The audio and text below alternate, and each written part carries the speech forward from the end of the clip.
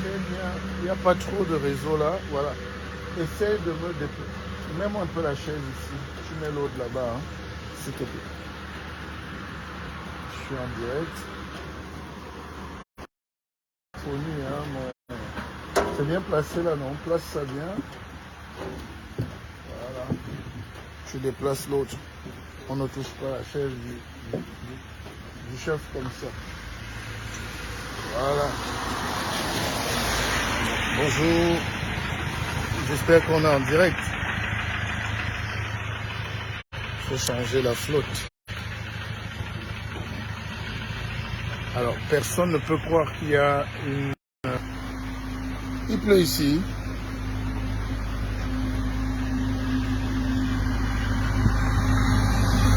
Non, non. Remets. Non, tu ne peux pas mettre ça là.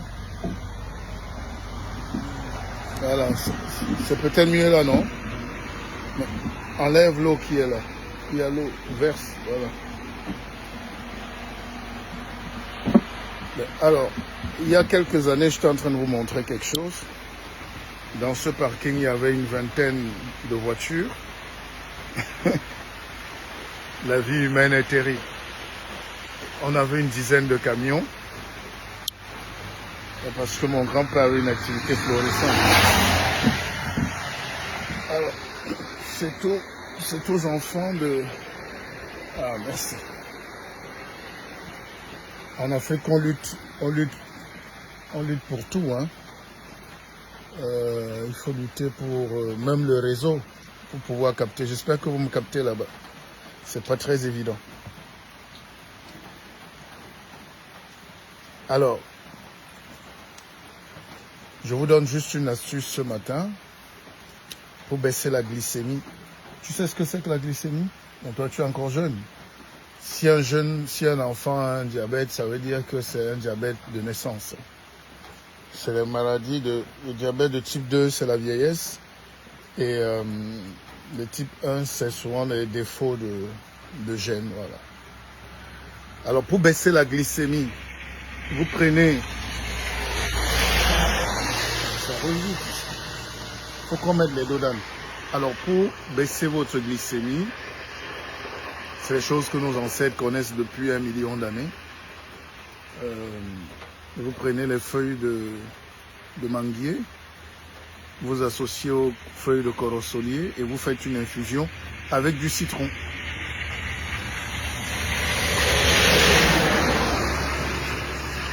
Tous les matins, voilà la première recette que Mouleti, le Mpépé, vous donne. Vous voyez, le noir ne sait pas donner.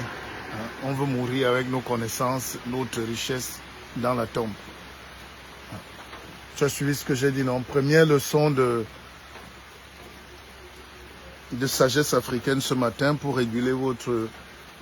Bon, évidemment, je ne vais pas vous faire la posologie en direct, ça peut être dangereux. Celui qui a besoin d'informations me contacte, c'est comme ça.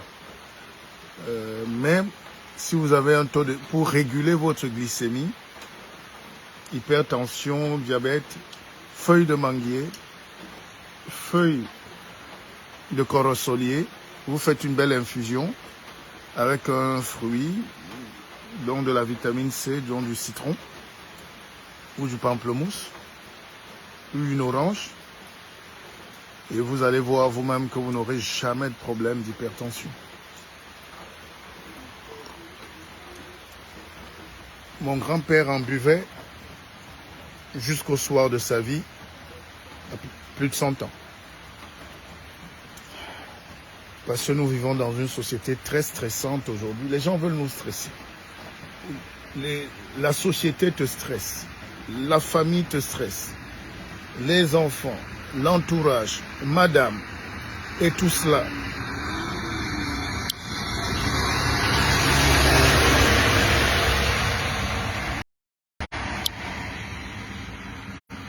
Ça, c'est la route qui va au port de Kribi.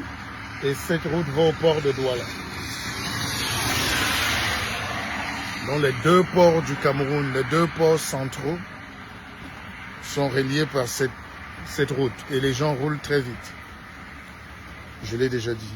Alors, on reprend. Pour réguler l'hypertension, il faut savoir que quand on a l'hypertension ou le diabète, en réalité, ça vient de 3 types de facteurs. Il y a le facteur socio-culturel, il y a l'épigénétisme, il y a les prédispositions. Hein. Moi, dans ma famille, il y a beaucoup de diabétiques.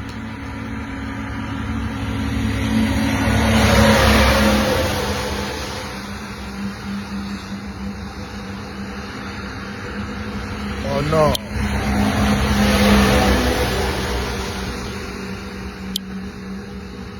Vous voyez le dynamisme économique camerounais? Il en passe ici, on va dire 500 à 1000 camions par jour. Hein. 500 à 1000 camions. Regardez. C'est pas pour m'en plaindre. C'est le dynamisme économique. Voilà.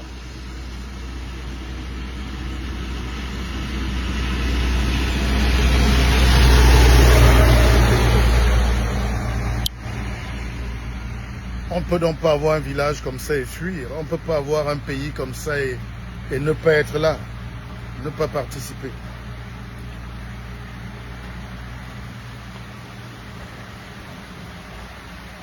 Ah, c'est amer. C'est amer. Oh.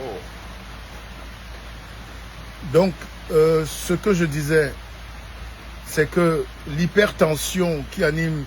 Il y a beaucoup d'AVC aujourd'hui. C'est comme si c'est une vantardise de la maladie. Hein, vous discutez avec quelqu'un au Cameroun et vous dites « j'ai eu l'AVC ». Il y a l'AVC ischémique.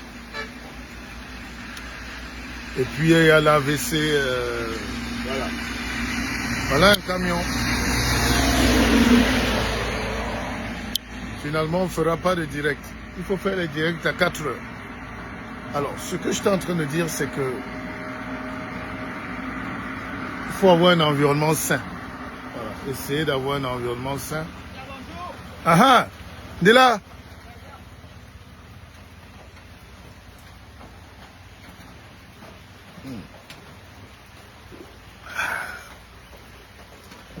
Bon, prends fiston. Mais les gens ne partagent pas beaucoup ce direct. Pourquoi?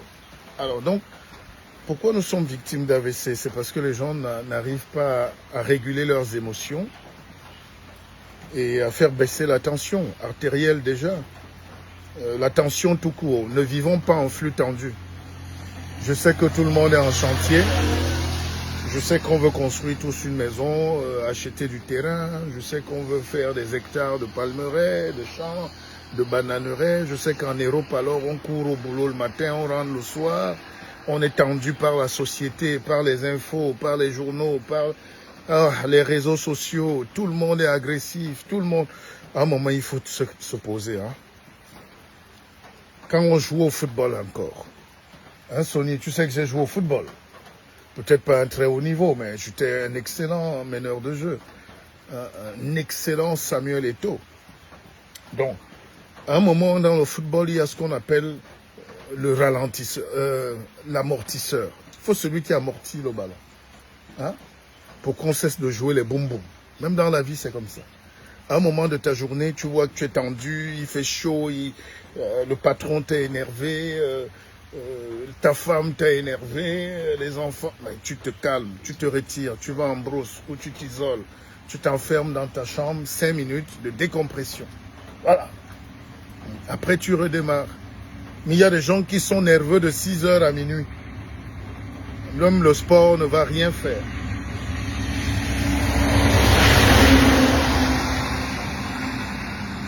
Le sport n'est pas un régulateur de tension. Au contraire. Bon, viens Sophonie. Posez-moi des questions, hein, je suis au village. Normalement, on devait poser ça quelque part. Bon, essaye de me bricoler la chaise là, on pose un peu le truc. Pour que je sois plus... Oui, laisse avec le sac. Pose. Ce qu'on va faire, c'est... Oh, Excusez-moi, c'est compliqué. Ça peut se poser? Non, essaye, voilà. Non, mais bien. Mais toi, tu es quel genre de philosophe? Hein, Fridolenke? Mets un peu là. Voilà.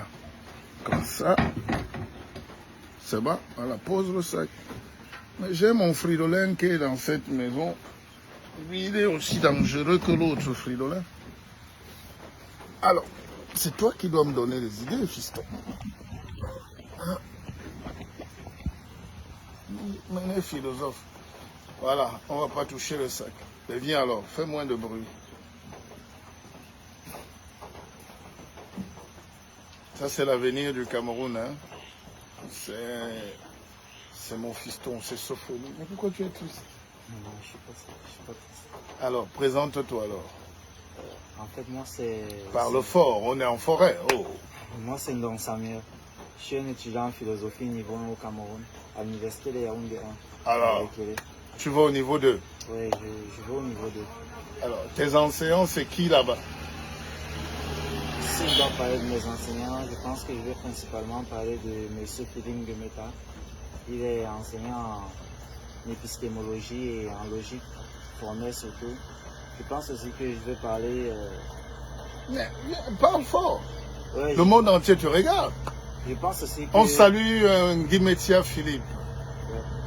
Je pense aussi que je vais parler du professeur...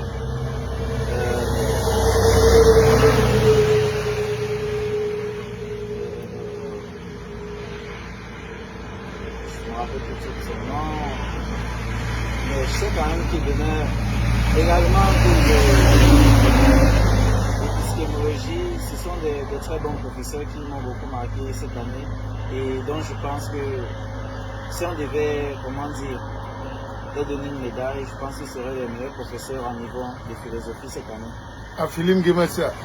Oui. Ah, il y a des professeurs qui ne se font pas entendre, ils sont calmes dans leur coin. Bon, c'est leur choix. Mais j'estime qu'un professeur, surtout de philosophie, doit cogner les idées là, comme Fridolenke, même s'il est un peu borderline. Bon, c'est tout ce que tu as retenu. Non, non. Tu cherches. Si on doit... Cite-nous tes grands profs. Quel est le prof? Tu as parlé de Philippe. Maintenant, tu veux encore. Qui encore? Amouleti. Tu cherches. Ouais, je cherche. C'est pas possible.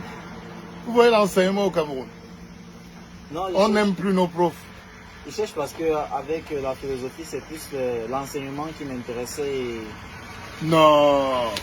Comment tu prends l'enseignement et tu ne prends pas l'enseignant? Ça va de pair. N'oublie pas qu'un de tes grands-parents, c'était Thomas Melonnet. C'était pourquoi ils sont restés des légendes.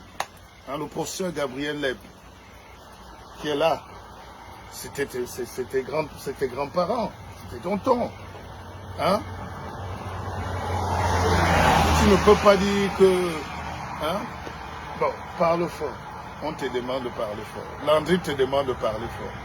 Tu ne peux pas avoir des profs. Mais nous, on marche avec un nombre de profs. Bon, et c'est quoi l'épistémologie alors? Parce qu'au village, là, c'est compliqué. Hein? Ok. L'épistémologie, c'est la science de la philosophie. Je pense que c'est une science, c'est la philosophie qui étudie principalement la science sur plusieurs plans, sur le bénéfice ou alors les dangers que la science apporte à la société et aux personnes en particulier. L'épistémologie vient ici comme la lumière dont a besoin la science pour qu'un scientifique fasse des recherches approfondies, pour qu'il sache si sa science part vers le bien ou le mal. Il a besoin principalement d'une étude approfondie sur l'épistémologie. C'est pour cela que de nos jours on dit que l'épistémologie et la science vont de pair. On ne peut pas les séparer. La philosophie est la mère des sciences, en réalité. Et tu sais ce que c'est que l'épistémé? L'épistémé, oui. Vas-y, explique. Bon, si je dois définir épistémé, de la manière que je l'atteins, je pense que je dirais que l'épistémé, c'est en fait la science même lorsque on décide de définir la science depuis son étymologie, on va d'abord dire qu'épistémé signifie science. Là, voilà. Donc, en réalité, le philosophe n'est pas détaché de la vie. Hein? Ouais. Le philosophe est quelqu'un de l'action, quelqu'un de la vie. Parce qu'on nous a décrit, avant que tu ne fasses philosophie, tu croyais que un philosophe, c'est un fou qui s'égare. Hein? C'est Diogène, c'est quelqu'un qui vit dans les étoiles. C'est pour ça qu'il faut être concret. Tu parles de la pensée, hein? La création de la pensée à l'action. Quand je suis au village, là, je suis venu faire quoi au village? Je suis venu monter une usine, une industrie. Et je suis un philosophe à la base. Ouais. Je pense. Mais quand tu as fini de penser à Paris, ou à Londres, ou à Bruxelles, ou de faire un direct, quand tu descends sur le terrain, tu es qui? Tu as quelle base? Tu contribues comment à l'évolution de la science? Donc, c'est une épistémologie vivante, hein, et concrète. C'est-à-dire le faisceau lumineux qui questionne la fondamentalité de la science. Hein? Mais tu es brillant. Tu es brillant, mon fiston. Alors, bon, c'est déjà bon. Donc, la rentrée, c'est quand? Oui, Landry, c'est quoi ta préoccupation? Je suis là pour répondre aux questions du village. Celui qui a les problèmes de prostate, de tension, de diabète,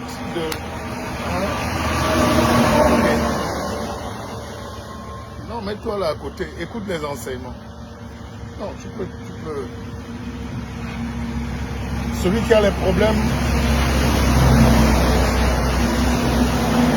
Je suis le marabout de Paul Pogba aujourd'hui. Alors, à condition que Mathias Pogba ne soit pas dans ma famille, mais je suis le Paul Pogba, le marabout de Paul Pogba. Oui, Landry Motapam, c'est quoi ta préoccupation? Alors, viens, il y a une tata là, Esther Hartmann. Elle dit que tu es très brave. Il faut qu'elle te farote. Bon, faroter le fiston, hein. Voilà. Pas spécialement parce que hein, c'est nécessaire, mais bon, ça encourage les enfants. Hein. Je vais m'occuper. Qu'est-ce que j'ai dit cette année? Tu as dit que tu vas participer principalement à ma scolarisation, dans mon école en général. Participer principalement, j'ai dit je vais payer. Je vais payer. Ah! Alors, oui, le major.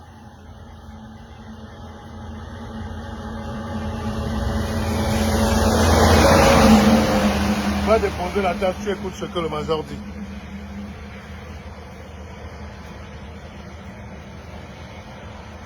Je suis sollicité le matin, hein, je suis debout depuis 4 heures. Rassurez-vous, je suis au village, mais j'ai bonne mine. Je ne souffre pas trop.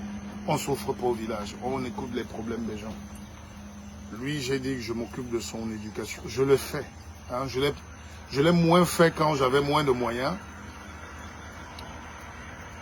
Surtout ces temps-ci, mais je pense qu'on peut aider chaque jeune Africain. Chaque Camerounais, même en Europe, peut aider. Vous le faites déjà avec vos familles. Mais il faut dépasser le cadre des familles. Il faut entrer dans le bénévolat. Dans un village, vous donnez peut-être les fournitures scolaires. Le noir est incohérent. C'est vous qui priez tous les matins. Veillez de prière. En journée, personne n'est là. Les Blancs nous tapent sur aussi le bénévolat. C'est-à-dire qu'ils gagnent beaucoup, mais ils donnent quand même parfois 1 centime. Dans les magasins, tu arrives, tu peux faire un chèque au fond des cœurs, enfants des cœurs, Croix-Rouge. Chez nous, même les riches sont très chiches. Les riches, ceux qui ont beaucoup d'argent, sont très méchants. Plus on est riche, plus on est méchant au Cameroun. Je n'ai jamais compris ça. Peut-être c'est une manière de se protéger, mais moi,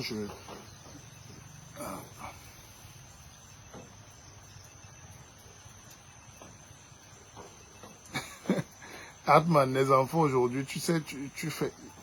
J'ai payé l'école à au moins 500 jeunes dans ce pays, hein, s'ils sont un peu honnêtes. Alors la question de Landry Motapam, à quel moment intervient la philosophie que le jeune frère étudie face à la philosophie générale de la vie que tu nous enseignes pendant tes conférences? C'est une bonne question. Alors, hier, je discutais avec des frères du village. Et il y a un qui s'appelle Déby, qui n'a pas fait ses humanités. Hein. Il n'était même pas en Guayaquil ni rien du tout. C'est un gars du village. Enfin, il a son niveau, on va dire, peut-être collège. Brevet de collège, je suppose. Mais comme on parlait en Bakoko, la langue des sages, des anciens, et en Bassa, il m'a dit, il a sorti une phrase, il dit l'essentiel dans la vie, c'est de te connaître toi-même. J'ai dit, tiens, un gars du village qui fait ses chants et qui sait que l'essentiel dans la vie, c'est de se connaître soi-même. Et il dit ça dans sa langue. Il dit ça en Bakoko et en Bassa. Ça, j'ai trouvé ça formidable. C'est-à-dire, tout ce qu'on fait sur terre, on va au ciel, on descend, on monte, on tourne, on fait les tontines, les immeubles. L'essentiel dans la vie, c'est connais-toi toi-même. Et pour se connaître soi-même, il faut se recentrer sur soi d'abord, entrer à l'intérieur, trouver son équilibre fondamental et sa vraie nature, définir ses objectifs de vie. Et au soir de la vie, on réalise qu'on a réussi sa vie et qu'on n'a pas réussi dans la vie. Forcément, comme beaucoup passent avec des grosses bagnoles, beaucoup veulent beaucoup d'argent, des comptes en banque, des villes à pencher, des ceci, des terrains partout. Peut-être qu'ils ont, dans la vie, réussi parce que c'est ce qu'ils reflètent. Encore que moralement, il faut questionner qui ils sont. Parfois, c'est des ordures humaines. Et puis, réussir dans la vie, c'est embrasser son destin. Voilà.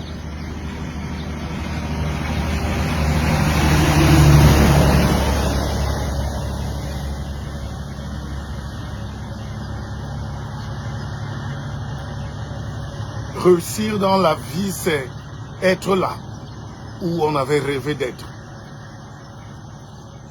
Vous savez ce qu'on appelle la parenthèse? La parenthèse enchantée. Ça veut dire que la vie est tellement longue. Depuis des milliardaires, depuis des millionnaires, depuis des millions d'années, si vous voulez, la vie passe. Et entre les deux, nous avons très peu de temps à vivre sur Terre. Cette petite parenthèse qui dure parfois 10 ans, 2 mois, 1 semaine ou 100 jours, pour les plus chanceux, comme les Paul Biya, c'est-à-dire, on a 100 ans, ou 1 mois, on meurt, pareil. L'homme est assez grand pour mourir, assez vieux quand il est né. C'est pour ça que c'est inutile de gémir et de pleurer quand on perd un être cher. Ça fait mal, mais il devait mourir. Alors, la bonne question dans la vie, c'est, et c'est le mystère de la vie, c'est, nous allons tous mourir. L'autre mystère, c'est, personne ne sait quand nous allons mourir. À part les très grands initiés, à part les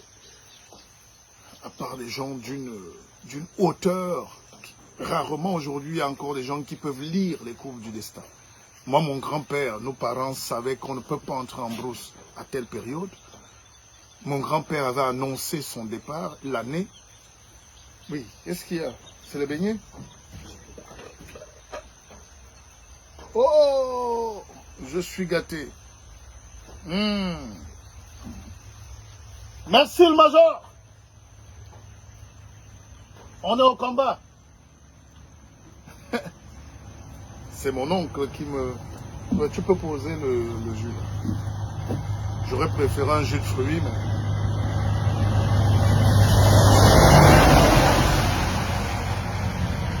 Ma pauvre Lani, ça c'est les prunes, hein. Les prends alors. Tu manges pas, attends. Non, je ne sais pas. Tu t'es pas débarbouillé. Okay. Et un philosophe vient me parler le matin sans se débarbouiller. Alors, deuxième petite précision.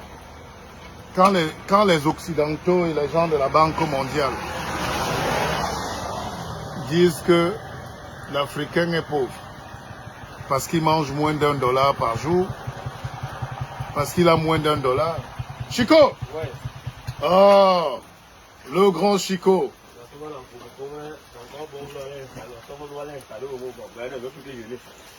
Ben, installez ma vie. Ah! Oh, t'as remis so.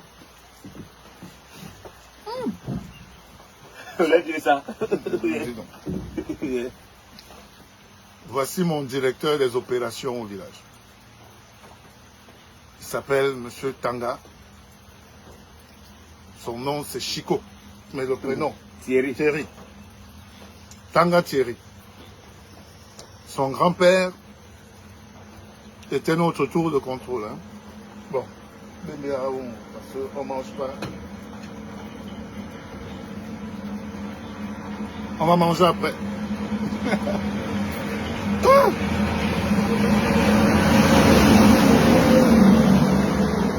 On va réveiller. Ah, les nouvelles sur après. Ah, mais bon, tu es trop fort. Vous voyez, il se lève tous les jours à 4 heures. Aimer une tonne épée. Elle salue M. Thierry Tanga. Alors, son père, qui était notre, je ne sais pas, c'était la mémoire du village, s'appelait Tanga Thomas. Et nous, on a ajouté Tadé. Hein? Donc, il s'appelait TTT. Voilà. Et lui, il a pris exactement les mêmes initiales de son père. C'est quand même, c'est quand même intéressant. Alors, Chico, c'est un entrepreneur, hein? Très grand monsieur. Il n'a aucun complexe. Il a étudié en ville, à Douala, tout ça.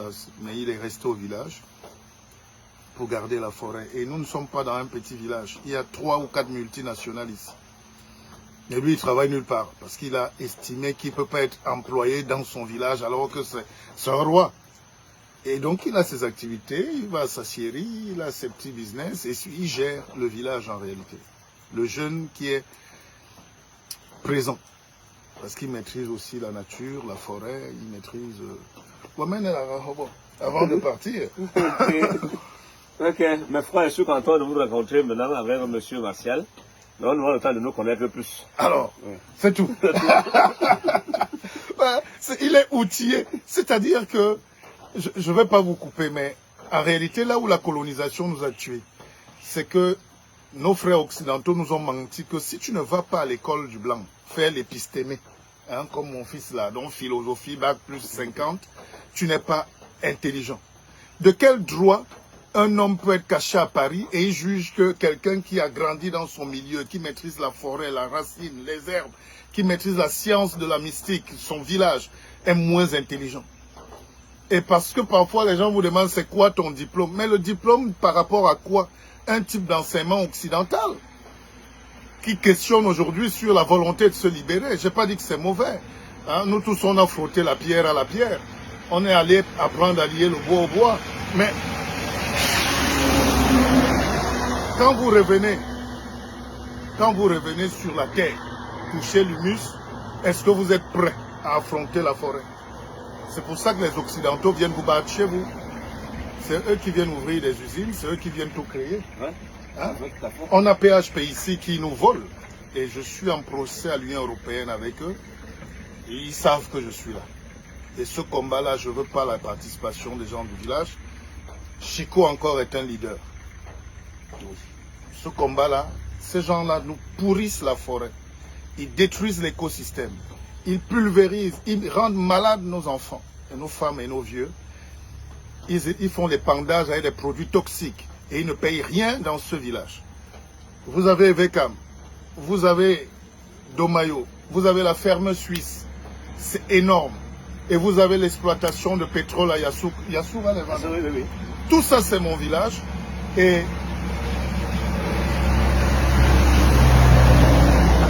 ce qui m'intéresse demain, c'est ce que gagnent les populations. Vous savez que quand je mène un combat, je gagne toujours. Même si c'est les multinationales. C'est Bolloré qui a Sokapal. Ils sont là. Donc ils sont dans mon village, ils ont encerclé tout. La PHP quitte Njombe là-bas. Ils viennent ici. Ils viennent nous voler tout. Bon, on ne va pas critiquer l'État, mais on va critiquer les agissements de ces multinationales. Rappelez-vous, c'était en 2017, 2016. On a pris en otage tous ces gens-là. Et ça fait le tour du monde même. Voilà Chico. C'est avec Chico que j'ai monté cette opération. Et les gens qui ont voulu défier la mystique, après je te laisse partir, c'est que l'avion, les Blancs ont voulu nous défier avec leurs avions. On a dit, aucun avion ne décolle ici. Si vous faites décoller cet avion, vous allez assumer. Ils ont essayé, ils ont dit, ah, les petits nègres là. Et ils ont vu les résultats. L'avion a décollé, il a commencé à brûler en l'air devant tout le monde. Et bon, malheureusement pour ce pilote, pour ce jeune pilote français, il était venu entrer dans la mystique. L'avion a brûlé avec lui et tous ces gens-là en haut et devant tout le village. C'était pour donner un avertissement parce que les vieux étaient assis au sol. Hein? Les mamans étaient assises au sol. Oui. Les vieux, les mamans étaient assises au sol. On leur a dit, vous faites décoller cet avion, vous allez voir ce que c'est que l'Afrique. Peut-être qu'on n'a pas l'arme nucléaire, mais les pygmées d'hier ne sont pas les pygmées d'aujourd'hui. Bon, Chico, il fallait qu'on cause? Non, je ne suis plus encore là. Ouais. Je suis là. D'accord. On doit mâcher les petites choses. D'accord, tout à l'heure. Voilà. Okay. Je mets juste un soir en forêt, je t'attends. D'accord.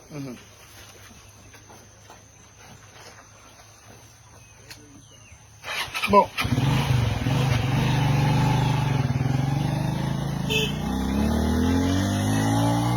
Et j'ai oublié de vous dire, Chico, son père a laissé, enfin, il y a des pygmées, ils ont des forêts sacrées.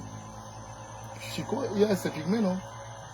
Bon, ces pygmées, ça peut être péjoratif, mais en Cameroun, on se comprend. C'est-à-dire les campements. Son père a donné toute une forêt, un campement aux pygmées, qui vivent là, qui travaillent, dont ils protègent la nature. Et les gens viennent de partout se soigner. C'est que le Camerounais est malhonnête et ingrat. Les gens viennent là se soigner, non? Il y a même des belles femmes qui sont venues en mariage chez les pygmées, qui ont promis que dès qu'elles retrouvent la santé, elles se marient. Et elles sont là. Et les pygmées dans ce village vivent avec tout le monde. Ils sont chez eux. Et je tiens particulièrement à leur éducation. Les jeunes filles sont là. Il n'y a pas de pygmée qui a 1,50 m aujourd'hui. Ils ont 2 mètres. D'autres jouent au basket. Donc, parce qu'il y a l'éducation, mais ils ont gardé, on tient à ceux qui gardent la forêt. Il y a les ministres, il y a les grands footballeurs, il y a les experts français de la Banque mondiale, il y a les blancs, les jaunes, les juifs qui viennent ici se faire soigner. C'est pas les sbroufs, hein, j'ai pas l'habitude. Et donc, et Chico que vous voyez connaît au moins, parce que pour être érudit, pour être patriarche, il faut connaître au moins 380 tiges et plantes et racines de la forêt. Parce que nous tous, quand vous buvez un remède en pharmacie, dites-vous que c'est la forêt. Ils n'ont rien inventé. Mais c'est la forêt avec les principes actifs, parfois transformés, parfois un peu de chimie, parfois... Mais on a trouvé le principe actif. Et je discutais avec... et l'Africain ne sait pas qui il est. Donne-moi une prune d'abord, je mange.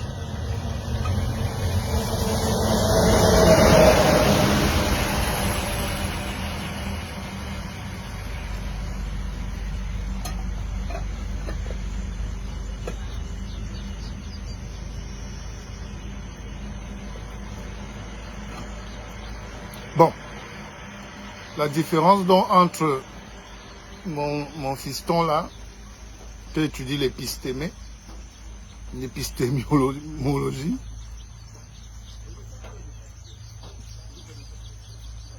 et l'autre qui vit son épistémie. On ne peut pas comparer.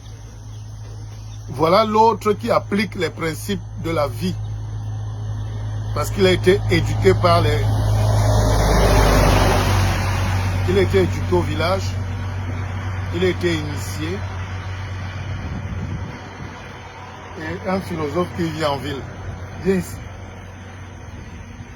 Je reprends la question de Landry Motapa. Est-ce qu'on peut comparer un philosophe qui vit à Yaoundé et qui fait l'épistémé et quelqu'un qui vit dans sa forêt? Il pleut là, il est entré en forêt. Moi-même, j'étais à 4 heures en brousse. J'ai fini de parler avec mes fantômes et mes ancêtres. Et puis je suis là. Maintenant, je parle à l'autre science.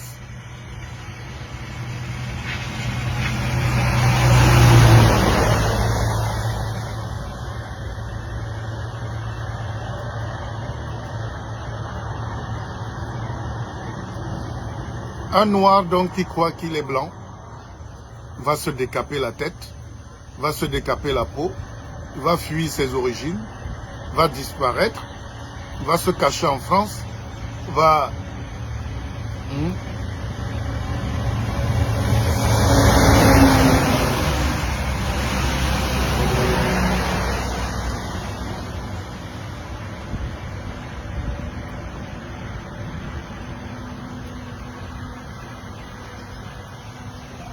Regarde encore. Mon fiston est étonné parce que je croque un petit bout et je...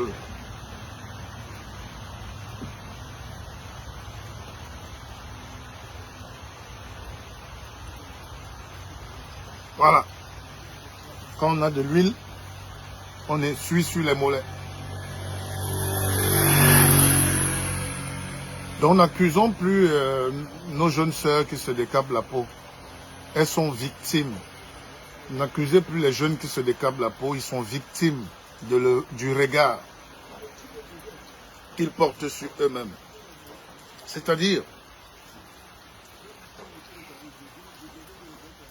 pendant 500 ans d'esclavage, pendant 150 ans de colonisation, pendant 70 ans de néocolonisation, qui est encore plus dangereux que la colonisation et l'esclavage réunis, parce que la néocolonisation ne te permet pas de réfléchir. Quand tu te lèves le matin, tu allumes la télé, tu ne veux même pas savoir pourquoi tu allumes la télé et qui est à l'origine de cette télé. Tu es seulement une victime parce que tu regardes les novellas. Et dans les novellas, dans vos choses qu'on nous importe, dans notre télévision, poubelle parfois, un Camerounais diffuse une série télé où le noir est jardinier, Ignacio, où la noire est dame de ménage, quand nos frères s'embrassent, quand les vrais hommes, les blancs s'embrassent. Nos enfants grandissent avec. C'est un choc, c'est un crime. C'est une limitation de la pensée. Il faut pulvériser ces limitations-là. Et c'est mon rôle au Cameroun. C'est un rôle politique, c'est un rôle sociétal, c'est un rôle philosophique, c'est une lutte. La guerre est partout présente. On est encerclé. Là, ce matin, je suis en train de manger. Vous n'avez pas vu le pain avec le blé ici. Je mange mon bâton de manioc et mes prunes. Et c'est fait par qui? Par mon père. Donc il prépare pour moi. C'est une valeur. C'est-à-dire, ce n'est pas... Je ne peux pas être déçu de mon père. Mais il sait qu'il peut me donner parce que c'est moi le moteur de la famille. Et les Occidentaux vont te dire, ah non, il ne faut pas servir. On vit selon leurs règles. On s'appauvrit.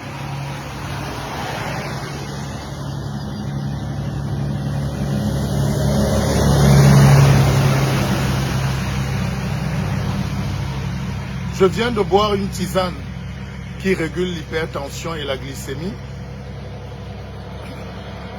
Juste après, je mange la prune et le bâton de manioc. Honnêtement, si le Cameroun n'est pas un pays béni, dites-moi. Mais dites-moi. Peut-être il y a d'autres pays où il n'y a rien. Il y a les guerres. Il y a les guerres de la famine. On a eu un peu en 2018, mais c'était plus une guerre de la famine, c'était passager, c'était l'inflation. Mais en réalité, quand vous êtes dans un pays comme le Cameroun, vous êtes au paradis. Vous êtes au paradis. Pour une raison simple, c'est qu'avec une seule, avec rien que le manioc. Tu plantes le manioc. Tu manges ton manioc. Tu manges les feuilles. Il te faut juste un peu d'arachide.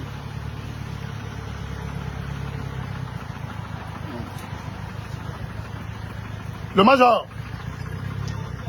Ok, moi je suis là comme j'attends que les gars arrivent.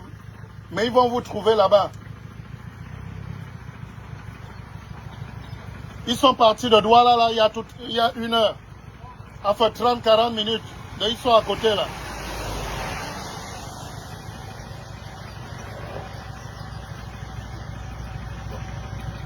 J'entre en brousse. Je repars au chantier là.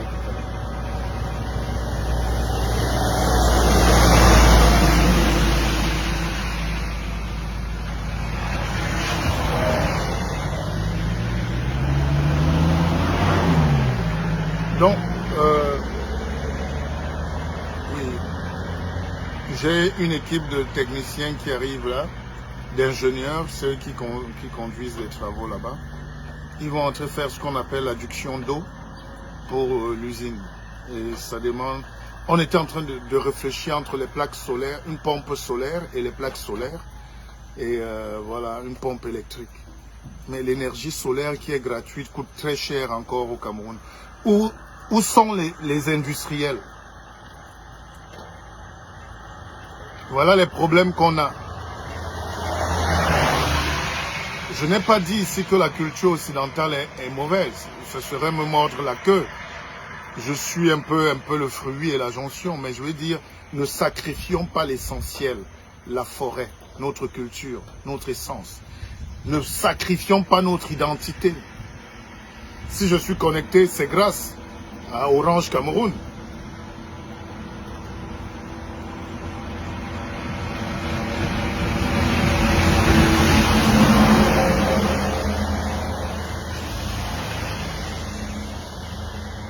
Le tonton, alors celui qui a des problèmes m'écrit plus inbox, hein, c'est pas une...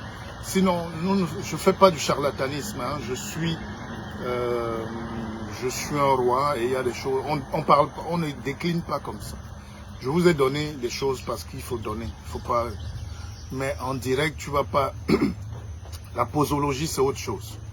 C'est pas parce qu'on t'a dit va boire les feuilles de manguier que tu vas aller boire 2 litres. Et c'est ça le problème en Afrique.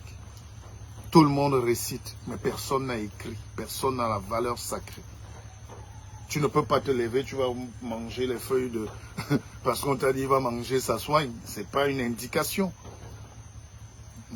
Il faut respecter la posologie, la prophylaxie et ça, c'est les ancêtres qui nous ont légué ça. C'est nos papas, c'est les érudits qui nous donnent. On ne se lève pas un matin. C'est pour ça que beaucoup vont et tombent malades. Vous savez qu'on soigne le cancer. Alors, c'est parce que vous n'avez pas le temps. Mon tassier est là, non? Oui, je pense. J'ai déjà vu des gens arriver dans ce village, au moins 500 personnes, à la limite de l'amputation. C'est-à-dire, à l'hôpital, on dit on va amputer. Et ils viennent là, ils rentrent et laissent les béquilles. Je suis allé chez lui l'autre jour. J'ai trouvé plus de 100 béquilles entassées. Je dis, mais, oncle, enfin, c'est mon neveu, mais c'est mon... Je dis, mais tonton, tu fais quoi avec les béquilles? Tu fais quoi avec les béquilles? Il dit, non, c'est les gens que j'ai soignés qui ont abandonné les béquilles. Et ça c'est trop fort, ça. Et je ne vous raconte pas les anecdotes, je vous raconte ce que je vis. C'est-à-dire, les gens viennent 2 jambes à la limite pourries, à la limite de l'amputation. En 2 semaines, 10 jours, 1 mois, ils abandonnent les béquilles, les chaises roulantes, ils se mettent à courir. Et ils rentrent à Douala, à Yaoundé, à Paris, à Londres, et sans transmettre. Moi-même, personnellement, vous savez, on ne dit pas tout, mais j'ai un frère qui est à Genève, là, que j'ai sauvé de la mort. Hein? On a ce pouvoir-là. On a ce... Je ne sais même pas comment vous expliquer. Évidemment, on vous a dit de ne pas croire. Alors, on revient sur le décapage. Je vous disais que quand on accule nos jeunes sœurs, on est obligé de donner des conseils, mais pas de les acculer. Elles vont se braquer. Elles seront en guerre. Et c'est ça le but de la cosmétique. Ces gens qui fabriquent ces poisons-là, ces gens qui fabriquent ces produits pour l'Afrique gagnent 38 milliards de dollars par an. Les produits cosmétiques, là, les mèches, les mauvates, tout ça, là, hydroquinone, c'est pour tuer l'Africain dans sa pensée. Et nos jeunes sœurs aujourd'hui sont de plus en plus rouges, de plus en plus malades, de plus en plus seules, de plus en plus folles, de plus en plus opérées, des genoux, des oreilles, de la tête. Ah! Et Amouleti, on dit que c'est la modernité. Alors, le guide, il faut faire un livre sur les herbes et vendre pour que cela ne se perde pas. Mais on ne peut pas tout faire. Je suis en train de faire, c'est 300 pages. C'est énorme. Je ne suis pas le seul, il y avait des gens, des aînés, comme le professeur Anomangou, qui a même trouvé le remède du sida à l'époque, grâce à la thérapie. Il a inventé même la trithérapie. On a contesté ses travaux, et c'est ça le problème de l'Africain. C'est que comme le Cheikh Anta Diop, il faut qu'on signe ta thèse à Paris pour qu'on admette que tu es brillant. Mais c'est une colonisation. Cheikh Anta Diop, on a bloqué sa thèse pendant plus de 10 ans. Parce qu'il bousculait l'establishment. On a voulu jeter ses travaux, il dit vous mentez, je suis docteur. Et sans vous ou avec vous, je suis docteur. Et je demande aux Africains érudits aujourd'hui de se libérer de ce dogme des gens qui ne savent finalement rien, à part bavarder. Et ils sont légers, ils ne sont pas humains, ils ne sont pas hommes, ils ne sont pas enracinés. Un type enraciné, c'est un type qui affronte la forêt. Le Mbok, père.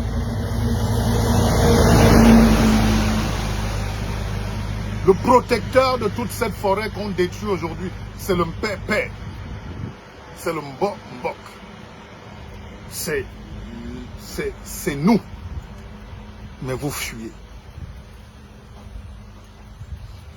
Non, Africa Cuir, on ne va pas revenir là-dessus, sur la jeune députée, elle peut faire des erreurs. Elle ne connaît pas. Il y a l'ignorance. C'est pas parce qu'on a une voiture neuve et grosse, un 4x4 qu'on est intelligent. Un député n'est pas un concours. Ce n'est pas un gage de grandeur. Ce n'est pas un gage d'élévation. Au contraire, avec tout ce qui se passe, tout ce qu'on achète aujourd'hui en politique et tout, c'est dégueulasse. Donc, ce n'est pas elle le problème, mais c'est ce qu'elle a ingurgité dans sa tête, comme beaucoup d'entre vous. Les Africains ne savent pas que la guerre en Ukraine nous permet d'être libres aujourd'hui. Je suis au village depuis quelque temps. Quand je suis au village, je ne sors pas 5 francs. Et c'est pour ça que ces gens sont heureux. Mais on est venu leur dire qu'ils sont malheureux et beaucoup sont allés en ville. Dormir dans les calabotes, dans la périphérie. Beaucoup sont même arrivés en Europe. Dormir dans les bidonvilles, les cartons, en Espagne, en Italie, à Paris, à Bruxelles, croyant qu'il y a une vie meilleure qui attend un nègre quelque part. Il n'y a pas de vie meilleure. Chacun, là où il est, peut créer une vie meilleure. Pourquoi les Occidentaux, on parlait de PHP tout à l'heure, ils sont là, ils ont des milliers d'emplois qui viennent créer chez vous. Parce que vous fuyez pour aller être vigile chez eux. Je vous prends un exemple simple.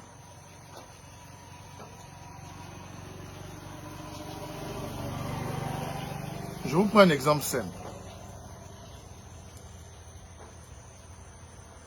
Si un médecin, si un jeune médecin ou une médecin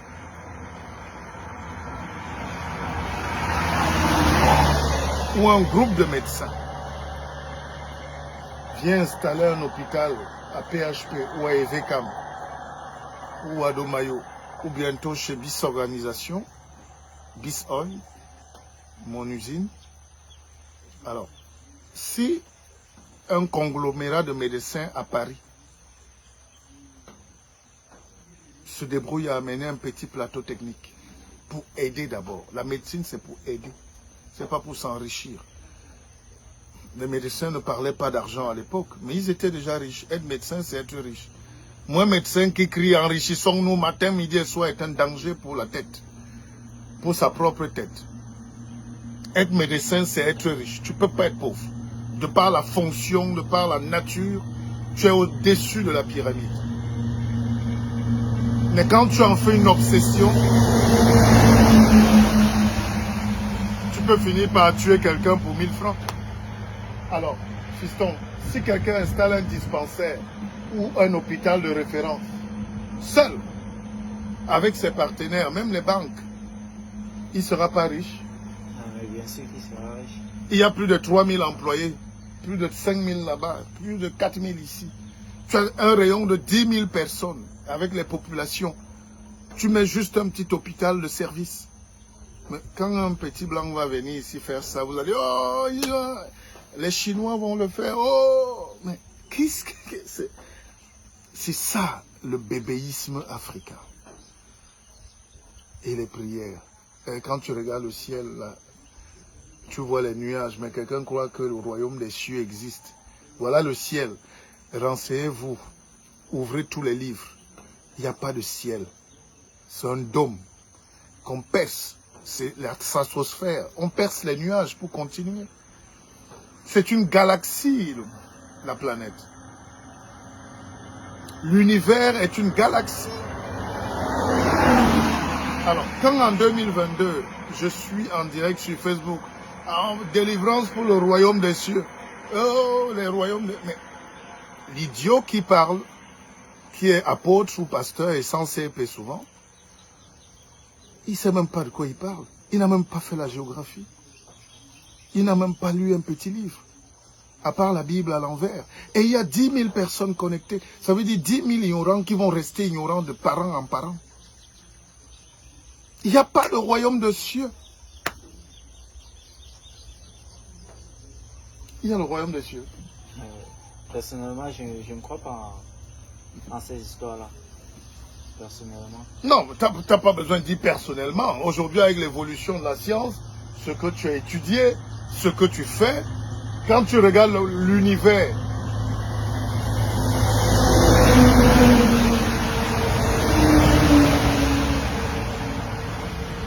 est-ce que tu peux croire qu'il y a un royaume où le Dieu, les cieux, ou un paradis où quelqu'un est caché? Non, non, la science a même déjà prouvé au contraire, parce que à un certain moment, les hommes pensaient que le ciel c'est le royaume des cieux. Mais la science a prouvé le contraire. On a visité l'espace, on a visité le cosmos et on a prouvé aux religieux que bon, cette histoire-là n'est pas une histoire réelle. Bon, après, si quelqu'un dit que Dieu existe, mais que ce royaume céleste-là n'existe pas, ça dépend de quel Dieu il parle. Parce qu'on ne peut pas faire, comment dire, une connexion entre les deux. Dire qu'un royaume des cieux existe et n'existe pas, et dire qu'un Dieu spirituel existe. Voilà un peu de ma part. Alors, tu as très bien réagi. Mais en réalité, le but ici, c'est pas de vous faire peur. Parce que les gens qui n'ont pas lu, n'ont pas le courage de... L'expérience a montré que partout où il y a la misère, les guerres, comme au Congo, les gens se lèvent le matin, vont se cacher à la chapelle pour prier, au lieu d'aller travailler. Hein? Ils se cachent parce qu'ensemble, ils croient que Dieu va les protéger contre l'arme. Les Belges envoient les armes au Congo depuis 100 ans. Les Belges n'ont aucun intérêt à ce qu'il y ait la paix au Congo. Et les Belges sont à peine 6 millions et ils commandent un continent de 200 millions d'habitants de Congolais avec les grosses têtes. Parce qu'on leur dit de prier. Tous les pasteurs qui embêtent, qui escroquent, qui violent, ils sont toujours parfois Congolais ou Ivoiriens. Et c'est un problème pour l'Afrique parce que ça nous tue la capacité de travail. Vous avez vu, moi je suis en train d'attendre l'équipe qui vient de Douala, on va au champ, là. On va en brousse. Vous avez vu, mes oncles sont partis déjà. Tout le monde est parti. Alors, quand tu dis royaume des cieux, tu sais que les gens sont en train d'aller sur Mars. Les Elon Musk sont en train d'aller sur Mars, non? Les Américains étaient déjà sur la Lune en 1960. Les Yuri Gagarin, tous ces gens-là.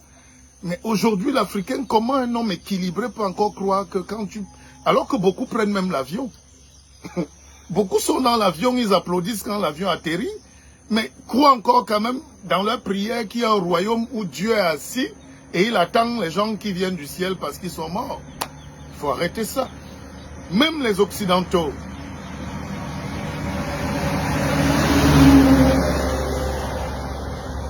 C'est des croyances limitantes. Hein. Mon grand-père était pasteur, hein, pas n'importe quel pasteur.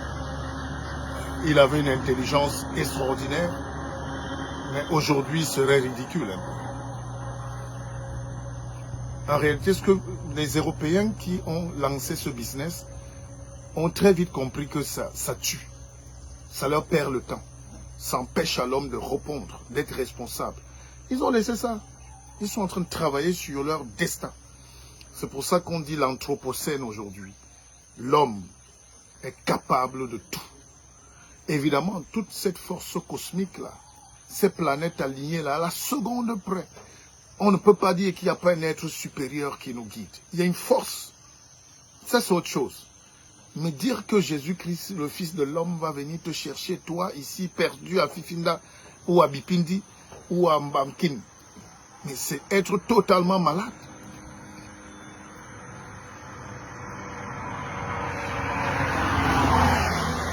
La vie, c'est des principes actifs et sacrés.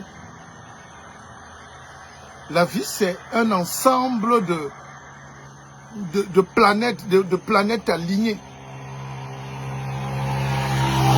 Et c'est là où les scientifiques, et j'encourage tous les jeunes Africains et Camerounais à rechercher la science, c'est là où les scientifiques, à un moment aussi, se limitent pour dire oui, nous évoluons, mais la planète a ses limites. Il y a des recherches fondamentales qui s'arrêtent.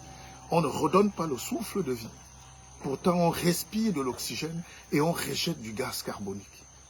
Mais on ne peut pas créer un être humain jusqu'ici. Peut-être ça viendra. On est en train de créer des cellules souches.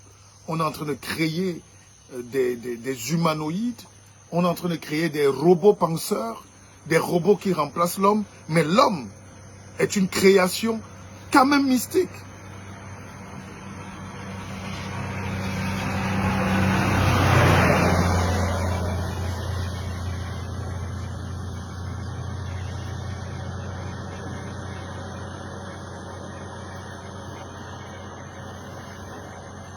Alors, quand tu as déjà compris que Dieu est une force supérieure, supranaturelle, qui nous a donné un destin à construire, c'est chacun qui doit donc construire le sien. Et la défaite de l'Afrique, c'est que nous avons pris notre destin, on a confié aux gens qui n'ont aucune capacité de nous développer. Ma mère, tu vas où? Mais tu es enseignante, maman. Tu voulais faire un coucou ici? Tu voulais faire un coucou? Non. Tu veux pas dire bonjour à la télé? Hein? Tu voulais. Bien sûr. Mais il fallait m'avertir. Ah, maman. Est-ce qu'on avertit une enseignante de... Non, juste un coucou. Ok. Ok, maman. Mais je voulais saluer ta mémoire d'enseignante. Non, je t'ai surpris peut-être, mais... Alors, c'est ma mère. Grande enseignante de français, d'abord. Elle et son mari. Où est le Cameroun? Et ça, c'est le niveau universitaire. Hein. Bon, maman va, tu reviens alors. Donc, c'est ma maman, elle a des grands enfants, elle nous a tous élevés là, elle est en retraite. Des gens qui vivent paisiblement, mais qui ont un niveau d'intelligence. Et elle enseignait à l'école primaire avec son mari qui était directeur, elle aussi directrice de l'école. Et je parie que même si tu prends un gars à l'université, un agrégé ne peut pas écrire le français, c'est pas possible. Puisqu'elle elle nous a tous enseignés. Tous. Alors, mais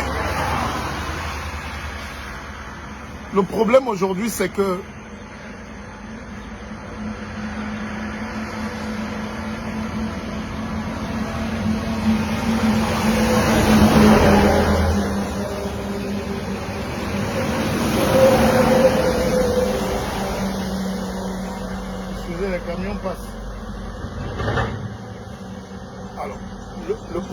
donc aujourd'hui en Afrique en réalité, fiston, c'est que tu vois, on venait de parler, mais la maman, elle croit encore à la puissance des prêtres catholiques. Si tu vas aussi lui dire les dérives, bon, peut-être qu'il y a du beau là-dedans, mais bon.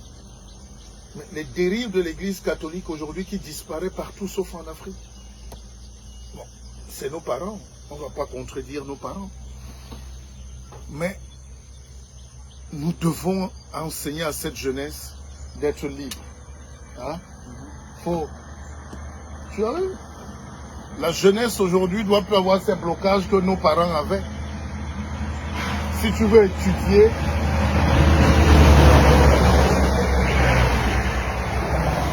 ouais, trop de cortège. Alors, si tu veux demain te développer, va aussi loin que possible. Parce que la religion est venue comme briseur de rêves en Afrique. Et quand tu poses, je vous prends un exemple. Il est 8h08. Hein. Pourquoi l'église catholique est venue à la grotte sacrée du peuple Bassa, Batimpo, Angorlituba, Angorlipondo, poser sa croix? Pourquoi ils ont posé la croix partout sur les lieux sacrés, à Marie-Ambert, à Longango, ici chez le professeur Georges Ngango? Pourquoi ils ont posé leur croix sur nos égrégores? C'est pour vous écraser toute la vie. La preuve, chaque fois que cette croix-là tombe, on dépêche les gens du Vatican pour venir installer, protéger et fixer une croix sur la tête des Africains. C'est un problème. Et si c'était pour rien, on le saurait. Homme blanc ne fait pas chose pour rien. C'est-à-dire, là où le peuple qui est sacré venu d'Égypte est sorti, on vient mettre la croix pour prendre toute leur énergie cosmique.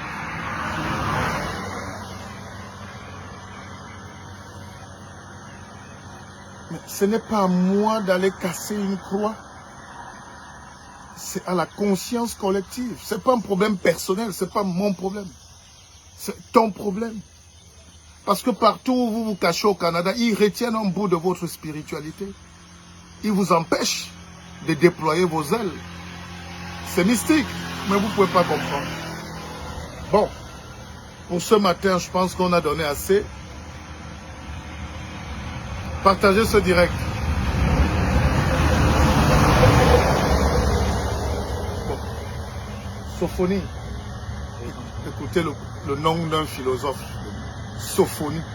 Mais ça veut dire quoi, monsieur? Ça vient de loin, ça. Ouais, ça vient de très loin.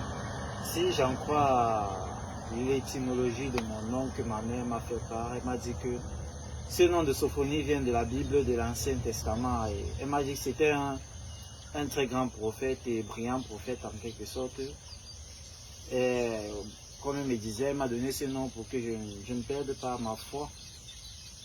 Dans les choses religieuses, j'appelle ça chose parce que bon, je dirais que cette foi-là, je ne sais pas si je l'ai perdue, mais je me retire très rapidement de ces choses-là. Alors, mais écoute alors, fiston, l'éducation, ça s'appelle l'abstraction sociale. Quand tu vas à l'école, quand on vous envoie à l'école, à l'université, partout là-bas, hein, c'est pour vous détacher. Hein. Il faut se détacher des dogmes et des pensées d'hier. Quand ta mère te donne le nom de Sophonie dans l'Ancien Testament,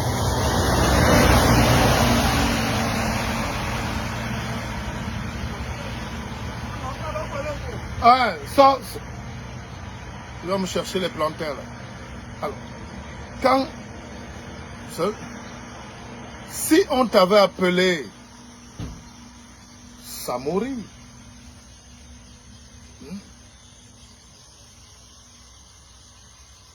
on aurait pu t'appeler Béhanzin. Si on parle de prophètes, dans ce monde qui a eu plus de prophètes que les Africains,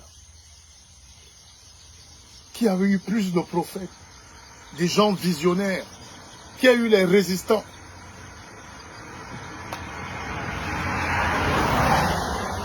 si on t'avait appelé Lok Priso,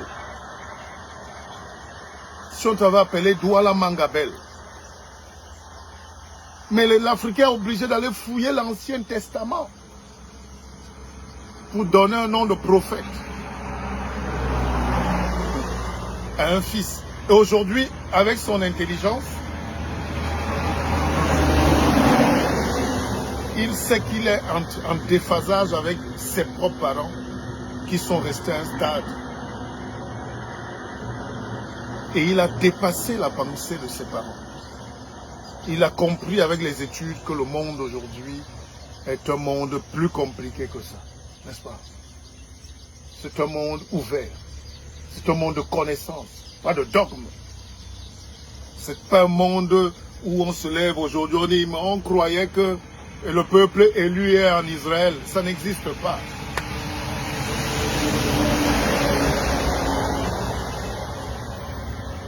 Alors, le temps d'enlever ça, de balayer la poussière dans la tête. Oh. Donc, tourne-moi quand même, je vais saluer.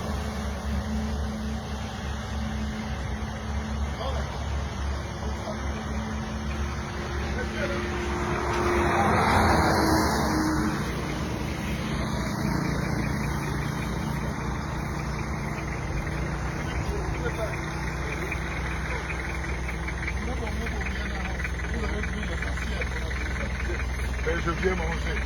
Ça, c'est mon tonton. Hein? C'est mon père, pardon. Puisqu'il porte le nom de mon grand-père. C'est son fils. Jean-Marc Guizot. Dans les affaires. Ok. Bon. On t'attend alors. Ou bien j'arrive. Je vais venir là-bas. Au revoir. Il vit sa paisible retraite.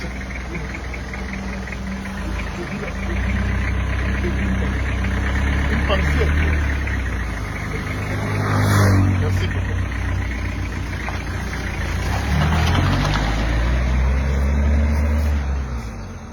Vous avez vu comment on est blanc chez nous?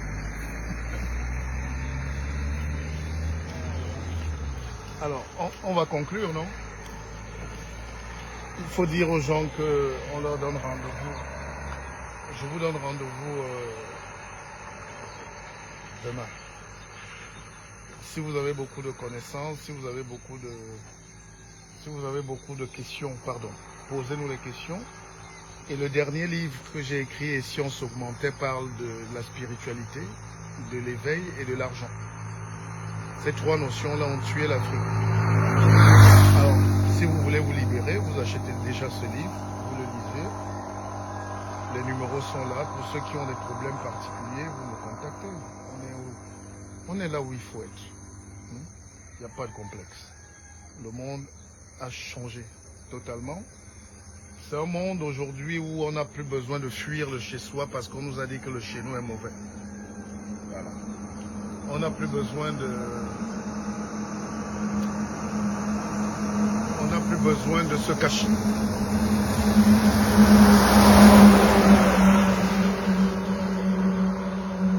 On est combien de personnes connectées là? 33. Tu sais, j'allais dire quelque chose d'important. Les Occidentaux sont des braves types conquérants, mais ils n'ont pas été très sympas avec... évidemment, quand on colonise quelqu'un, on n'est pas sympa.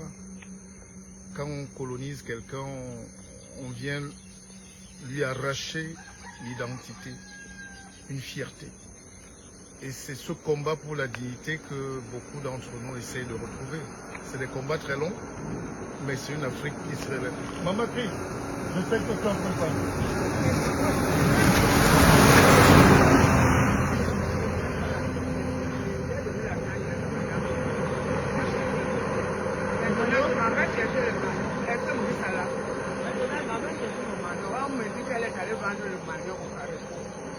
L'économie du marché, oui. Moi, je ne monte pas sur la moto. Non, non, non. Je ne sais pas.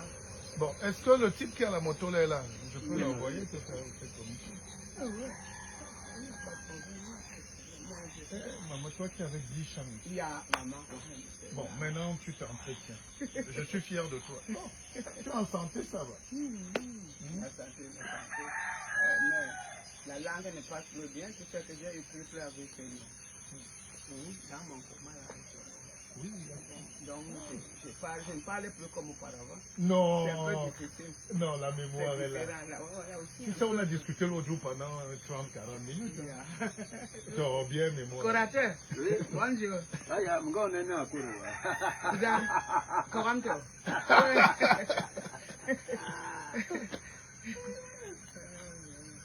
Donc, mais tu gères déjà comme en ville. Hein? Beaucoup de morts. Toi, ton riz, là, tu as Oui, oui, tes réserves. j'ai le riz, mais je n'aime pas. Je n'aime pas le riz. J'ai beaucoup de riz, beaucoup même dans la maison. J'ai le macaroni, j'ai les vignobles. Mais aujourd'hui, j'ai programmé préparer le manioc au frais. Il y a deux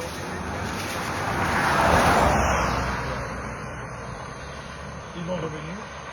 Si, c'est tout. Je vais manger avec les prêtres. Parce que c'est eux qui ont les bons morceaux en Afrique. Bon, c'est bon, bon. Bon, c'est bon, bon. Je peux, si je peux. Mais tu mets quoi comme tirer, c'est fait. Tirer, mou. Un truc comme ça. Un morceau de, pas le morceau, on appelle morceau quelque chose de consistant. On dit, comment on peut appeler ça? C'est toi là. C'est toi la prof. C'est toi le grand prof. Vraiment, vraiment. Un petit truc de viande comme ça, 1000 francs. Un soupçon de... Et moi, la viande à la chair rouge, je mange. Oui, c'est fini là. Tu es plus poisson, légumes. Légumes surtout. Mais l'autre jour, tu m'as fait un plat là. Je ne suis pas passé. Mais tu es dans le Je viens manger. Toute cette journée, je mange chez ma mère. C'est le manioc qui me manque. Non, mais le gars à la moto, là, on l'envoie, le bateau.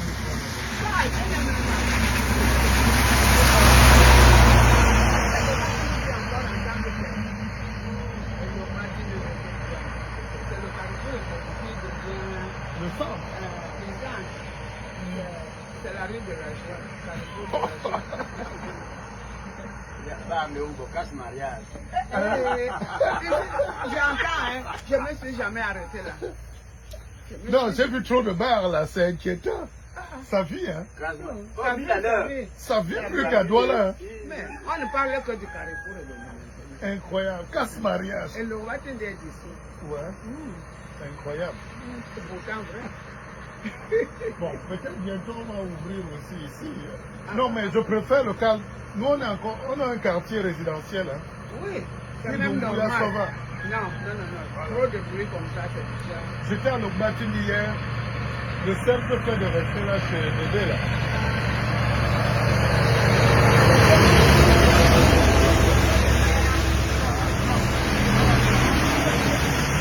Le cercle fait d'être là à la maison. Il y avait le bar là, il y avait la musique, la discothèque. Je me fais aller ici.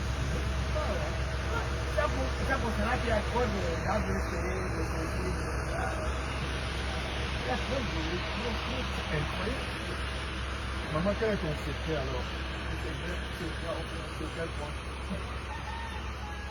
Regardez la fête, non? À cet âge, ça c'était 80, tu as dépassé 80. Je suis à...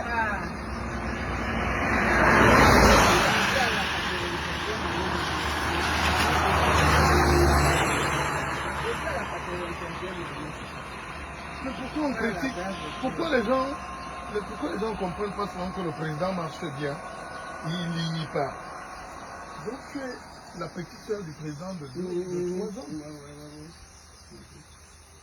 Avait une activité intellectuelle intense. Ça dépend de la manière dont on a vécu. Hein. Ouais. La vie de l'homme. La longévité. Ça dépend de la manière dont on a vécu. Et de la ration qu'on utilise. Parce qu'il ne faut rien désorbiter. Il ne faut rien désorbiter. Tout on prend pour vivre et non vivre pour tout. C'est comme ça. Quelle richesse d'enseignement. Je vois des manches, je ne vois pas. Je ne vais pas dire, oh, Marcel a mangé aujourd'hui, oh, lui, il a la chance, moi, Dieu m'a oublié. Non. Quelles mauvaises émotions là. L'envie, la jalousie, les calomnies. Mais jamais. Et puis, moi, je dialogue. Au lieu de demander à ton frère ce qui t'est passé, si tu enflammes pour rien peut-être, il faut dialoguer. Papa, j'ai entendu que tu as dit ça, tu as fait ça, est-ce que c'est vrai? Tu m'expliques. De ton côté, tu me dis aussi. Mais, oh, j'ai appris que le Christ de Monsieur aura dit ceci. Ah, moi aussi, bon, à partir d'aujourd'hui. À partir d'aujourd'hui. Nous sommes en pèlerin. Tout à fait. Hein? Nous sommes des pèlerins, c'est clair.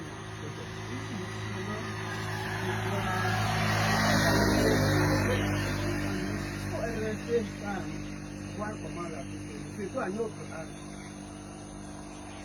En même à votre âge, voir beaucoup parler.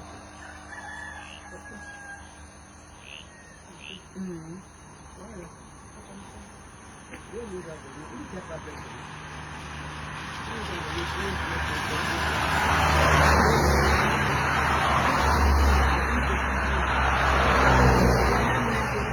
La bouche veut parler de tout ce que les dieux voient et de tout.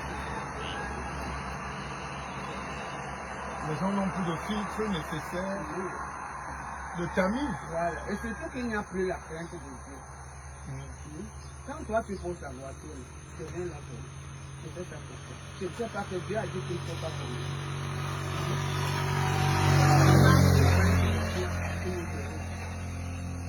Celui qui craint Dieu sait comment il fait. Et on dit maintenant que les vieux ne meurent pas, les vieux ne meurent pas, les gens ne meurent pas. Pourquoi? Ils meurent qu'il a fait quoi? Quand on a tué Jésus, il avait fait quoi? Hein? Il est venu pour nous sauver. Mais tout ce qu'il a eu, c'était pourquoi? Il n'a pas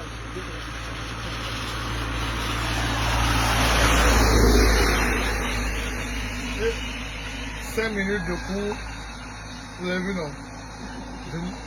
Au pif. Hein? Alors, normalement, elle a dit un truc qui me marque, c'est que nos parents aujourd'hui, on veut les reléguer en seconde zone. Alors que c'est nos dernières mémoires. C'est la richesse, c'est nos universités en réalité. Tu sais comment on m'appelle maintenant? J'ai pris cette appellation le jour du mariage de mon petit-fils. Oui. Je suis déjà, maintenant actuellement, je m'appelle Monument Parlant. Ma Christine. Monument Parlant. Oui.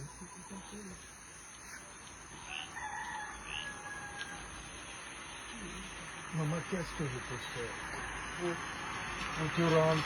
Tu n'as besoin de rien. Pour te rendre heureuse ce matin. Quel problème? Parce que j'ai fait tout à l'heure, dans la chambre, ma femme a fait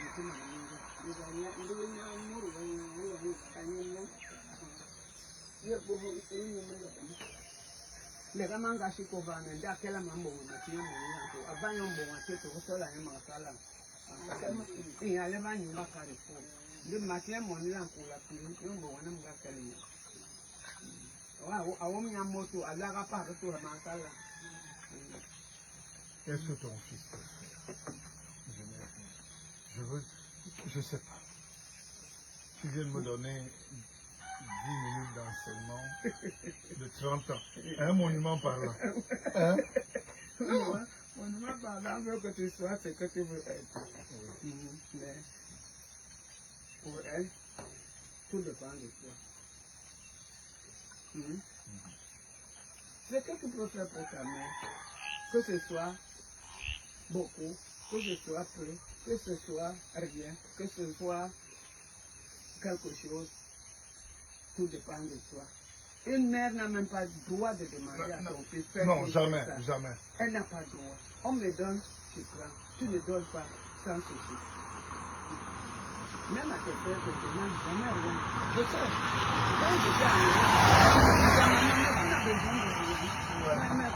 Mais après, j'arrive là, je ne peux pas donner quelque chose. C'est ça la dignité en réalité.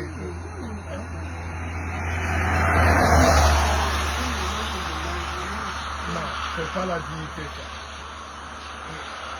Quand même, tu as vu que même en Europe, finalement on est bien chez nous quand même. Non, nous sommes bien. Nous sommes bien. Il y a beaucoup de bien là-bas. Et surtout la beauté. Ils ont arrangé. Arrangé. Tu parlais hier, moi je demandais à mon frère, même si la faire plus, je fais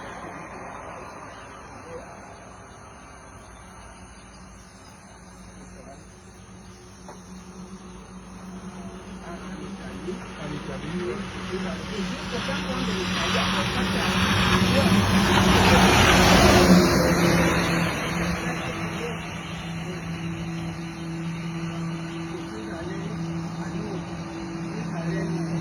Oui, catholique.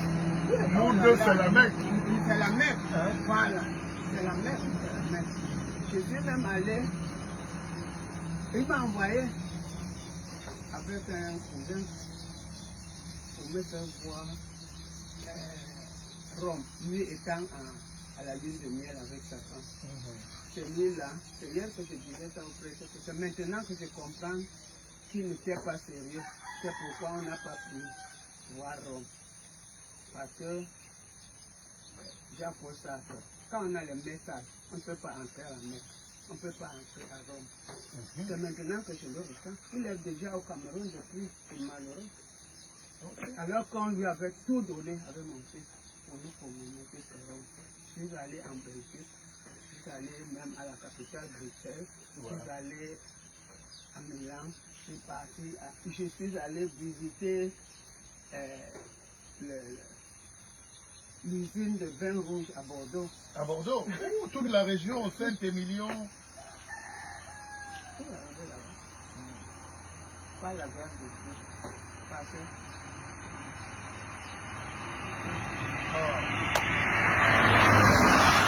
Monument vivant, non?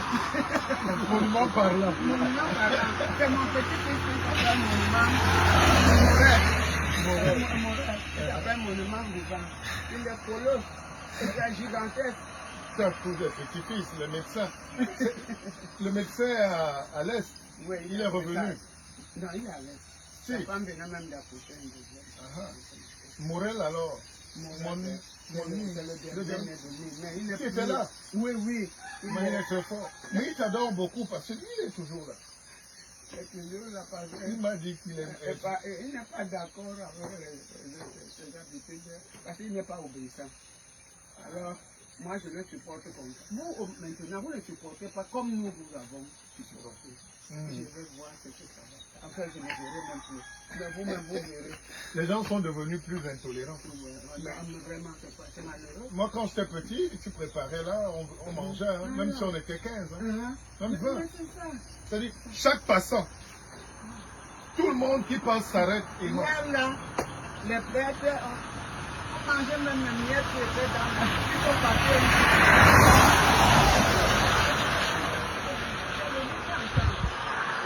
C'est mieux. Moi, je prépare. Les vraies personnes qui le font. Vous êtes sûr que c'est nous qui le faisons. On va dire que c'est responsable de vos actes. Il y a beaucoup d'ignorance. Ton père ne peut pas, ta mère ne peut pas te tuer. C'est une bibliothèque qu'il faut sécuriser. Pourquoi il n'aurait pas fait plus tôt? Voilà. C'est maintenant. Il te voit grandir, il t'accouche. Ou elle t'accouche, elle te garde. C'est quand tu es là qu'elle dit, bon, je te tue. Bon. On a quand même aussi cette chance que Non, il faut quand même... Nous, on n'a pas de maison de retraite. Non, non, Et c'est c'est pas conseillé de mettre ses parents à l'abandon. Et moi, Voilà. moi, par exemple, je ne suis pas ici parce qu'on m'a abandonné. Non, c'est toi Les qui enfants veulent refuses. que je reste en ville. Mais Mais je ne tu as peux droit, pas là. laisser. Oui, Voilà. je ne peux pas laisser le tombeau de mon mari là et moi je m'en vais rester dans la vie aisée. Je suis venu là pour le meilleur et pour le pire, non? Tout à fait. Bon, le meilleur était qu'il était vivant, on était ensemble. Le pire maintenant, il est parti. Je dois rester là. Le grand prof Faoumé Victor. Maître. Yeah. Voilà. Nothing, voilà. Toi, C'est que- c'était beau. Hein? Et Mais ce non, que tu dis est bien parce que non, je suis là. tu peux aller à Douala tout de suite. Chez Ayo, chez tout, tu as Non, tout. non, j'ai le matin de me préparer pour y aller. Mais Non, pas tu pour- vas faire un pour y- séjour. Pour rester. Oui. Un séjour. Un c'est bon. petit check-up, Mhm. tu te reposes 2 jours, mais... Non, pas C'est ça. rester. Et moi, je milite pour Je ce, suis vraiment à zéro. je milite pour ce retour un peu des jeunes, qu'ils soient en Europe ou ailleurs. Parce que généralement, parfois, pas tous, mais beaucoup perdent 30 ans de leur vie, aussi en Europe. C'est beau. Mais nous, on ne va pas passer la vie à apprécier ce que les autres ont fait de beau chez eux, alors qu'on peut faire meilleur chez nous. Hein? Donc, on rentre. Organisez-moi là. Mais c'est ce que j'essaye de faire. Je me vois au village, je rôde là. Et on réfléchit. Il faut trouver les conditions pour que la vie soit moins Et dure. ça se passe pendant que je suis en train. Je vois un peu. Bientôt. Ok, maman. Merci. Allez, on va, Bien.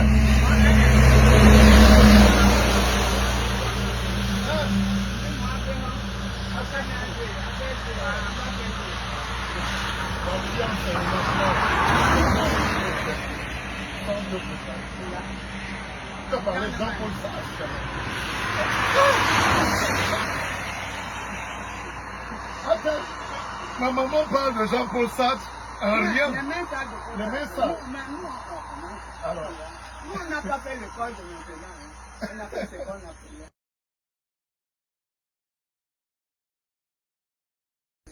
Nous, c'est autre chose. Et vous, maintenant, c'est autre chose. non, c'est... Tu ne peux pas, voilà, les enfants, ils sont en philosophie à l'université, mais c'est fragile. Hein, c'est une philosophie fragile. J'ai vu un licencié en droit. Mhm. Il écrivait cotisation avec CAI. J'ai dit, ouais, mais tu parlais de cause. C'est la terre là-bas. Ça, c'est le latin déjà. C'est le latin. Hein? Oui, et ce que les gens savent pas, c'est que avant, c'était le latin. Le français, c'est le latin. C'était C'est la ma racine. langue préférée. Et tu sais que quand tu es fort en latin, Français, tu es imbattable en ton domaine. français. Hein, la langue de Molière devient la tienne. Puisque c'est une langue domestiquée. Le latin est devenu une langue morte. Mais ça a Langue accouché. morte, mais Voilà. elle a continué. Parce que tout ce qu'on parlait. Le germanique, c'est le latin. c'est le latin. Le français, tout ce qui arrive là, l'espagnol, tout ça, c'est les langues latines en réalité. Donc, moi, j'ai une expérience que j'ai tirée de vous, c'est que chaque mot français a son équivalent latin. Donc, quand tu cherches la racine du mot, c'est en latin. Et tu connais la... Si je dis responsable, c'est respondere, non? Réponds. Donc, tu dis à quelqu'un, sois responsable, réponds. Bah non, fais-le. Oh, beaucoup sont plus responsables aujourd'hui. Oh là là. Ok. Merci, maman. Merci. Bon, on a terminé. Oh, je suis avec le grand maître. Hein? On peut parler à maman, c'est beaucoup. On peut beaucoup parler à la vie. Bon, maman, ça va. On a... Mais, ça, maman. Mais, on ne peut pas parler, maman. On ne peut pas parler, là, maman. On a tout le monde. Alors, non, Parce que chez vous là-bas, c'est les blancs. On te filme comme ça, une petite photo. voilà. Quand vous venez ici, vous nous dites. Ah, je sais prendre là-bas. Attends, on est rien, il y en a.